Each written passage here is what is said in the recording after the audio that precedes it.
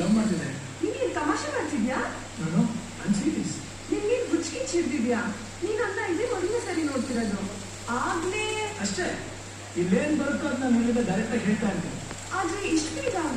Okay, 1 ಗಂಟೆ ಬಿಟ್ಟು ಹೇಳ, ಇಲ್ಲ 2 ದಿನ ಬಿಟ್ಟು ಹೇಳ, ಬಟ್ ನಾನು ಯಾವಾಗ ಹೇಳಿದ್ರು ನನ್ನ ಬಾಯಿಗೆ ಬರೋದು ಒಂದೇ ಮಾತು, ಐ ಲವ್ ಯು. ಅದಕ್ಕೆ ಇರ್ಬೇಕು ಆವಾಗ ನೀವು ಹೊಡೆದಿದ್ದು. ನಿಮ್ಮ ಹೆಸರುಗೋಸ್ಕರ ಕಾಯ್ತಾ ಇರ್ತೀನಿ.